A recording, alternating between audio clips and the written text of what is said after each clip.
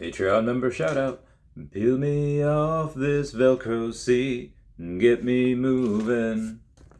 I sure as hell can't do it by myself. I'm feeling like a dog in heat, boarding doors from the summer street. I locked the door to my own cell and I lost. Hey guys, how's it going? It is I, the real Randy Chavez. I'm coming at you today with a Veve and OMI update video. Guys, if you're new, welcome. For not, welcome back. I love you all. Everyone say hello to Dashi. Hello, Dashi. So, we do have a couple of things to go over today. Most of it does have to do with Veve and OMI. There isn't really too much Earth 2 news or any other metaverse news, at least that I saw. We can go down to some of my pictures here and take a look at Oaks69420. Everyone comment nice down below for the name. Oaks69420 has just posted. Yes, you are not blind. You are reading that correctly. For those of you that are just listening, 10,000 collectibles. Now, out of those 10,000 collectibles, you have 7,497 comics and 100 sets and a total of over 1,600 followers. So this person, you could even tell in their little profile picture there that they have a fudge ton of Donald and daisies, and that is that's heckin' awesome. I don't think anyone else has close to this. I know, Dr. Profit's a whale. Ray Fixie has like at least a couple thousand, but 10,000 is just ridiculous. I've never heard of this dude before. Like RKO out of nowhere. A lot of people are asking okay, how do you plan to cash out? And he responds with a give, is I don't care. There are people that don't plan to cash out. The people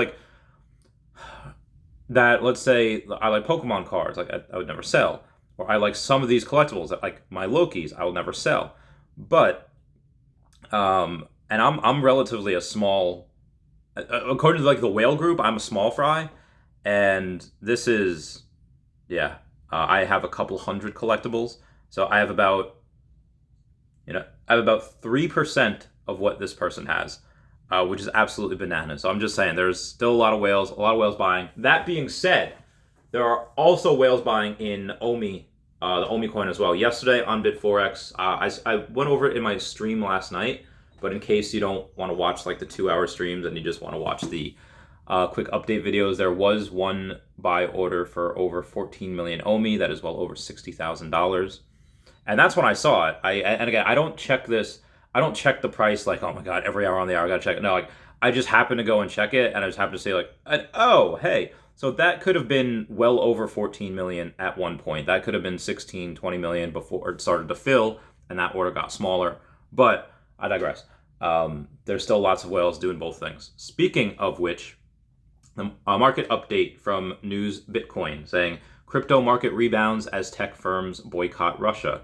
So it seems that aligning with a bunch of allies amongst a common enemy brings the market closer together.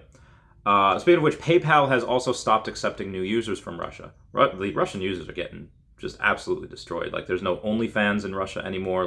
The girls or guys, but mostly girls probably have accounts and are content creators. OnlyFans no fam. So everyone, all these tech people, all these tech companies are banding together, and mostly it's against the citizens. So I do feel bad for them. They didn't do anything, but I digress. China's global share of Bitcoin transactions have decreased by 88%, according to the country's central bank. I think that just means they're hodling, that they're not spending anymore, but I do think that could be interpreted a couple of different ways, that maybe even though they're not hodling, they're also not spending. So we'll see where that goes. Also, 5 years ago today, Bitcoin was $1,224. Let me repeat that. 5 years ago today, 2017, Bitcoin was $1,224. A year ago today? Oh no, not 1 year ago. 2 years ago, or 15 months ago, whatever you have it. 2020. We were at 4 zeros for OMI, 0.0000. 4 zeros, 3, 4, whatever. We've 100x since then. Pretty nice. We did pretty well last year. And I guarantee we do that again this year as we get on exchanges. So people were trying to say, hey, how much burn are we going to do? Yesterday while I was on streams. Okay, well, let's figure this out. Let's say that the average daily burn, although the average daily burn right now is currently over 100 million. per day. I think yesterday's was a little bit lower. Let me find that for you real quick. According to the chart of our good friend Puddin Cheeks, we had only burned 84 million yesterday, and actually only burned 37 million the day before. We obviously it varies. Some days we burn 114 million, some days we burn 398 million, some days we burn 736 million. But again, some days we burn 44, 61, 52. It does all even out to about 100 million per day. But let's be super conservative. Let's use yesterday's at 84 million. So at 84 million OMI burn, if the price stays the way it is, say 84, and let's say it's March, so let's say we got about 10 months left. Let's say 300 days left, times 300. That is 25 billion, 25.2 billion OMI burn the rest of the year. It's like, well, Chavez, didn't you say we would burn like a lot more? Or didn't you say we'd get a lot more users? Wouldn't that affect the price? You're 100% right. If we go and we take a look at, say, we are onboarding about 28,000 users a day, or about 200,000 users per week, and let's say we only have, let's say at 44. So let's say we have about 42. Let's say 40, because we have about 41, 42. But let's say 40 weeks left. So 200,000 times 40 at about 8 million people. We're at about 2.2 million people right now, maybe 2.3. But let's be super conservative, and let's say we have 10 million people towards the end of the year, towards Q4, and 10 million people currently right now. So let's say we're 4xing the amount of money that's going in and the amount that's burning. So let's say 84 million times 4 gives us about 336 million OMI burn per day on average, which is going to be a lot more, because we're going to be not only going to be more people, more money coming in, but there's going to be a lot more drops as well. Like, there will come a time at some point this year where suddenly there's no more off days. It's all just drops every single day, multiple drops a day. But let's say we do that, and let's say the last 3 months, let's say times 90, we'll burn 30 billion OMI in the last quarter alone. But that's assuming we stay at this price at, let's say, half a penny or slightly under that. Are we going to be there for the next year? No, not at all. Again, there's a lot of exchanges that will come in the coming months, though, and maybe not all of them are good. Some exchanges could be like Bitmart. It could be exchanges like OKEX, where it does like this to the price. It doesn't really do anything. But I guarantee you that we do have a lot of other bigger exchanges, maybe KuCoin, Kraken, Coinbase. Why do I think Coinbase? Well, this Saturday's drop, Mac on Deck, who is not only partnered with Veve, but is also partnered with Coinbase NFT.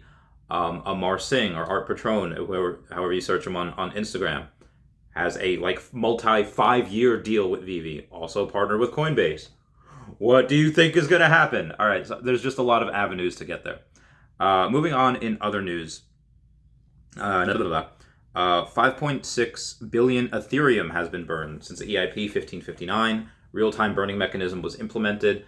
A lot of other coins really want to be deflationary, which makes a lot of sense. Ukraine's government Bitcoin wallet reaches 200 Bitcoin donated, so a lot of good is being done with Bitcoin. A lot of good is being done with the crypto at large, and this is short term. This is horrible for this next piece of news, but long term, I think it's really good. Dogecoin is more valuable than the Russian ruble. Why is that good? Why is that? Well, it's bad for the people that had rubles, and because their currency has been devalued so much. But for something like Dogecoin to be more valuable than that, to sustain it, that's just bullish for crypto at large.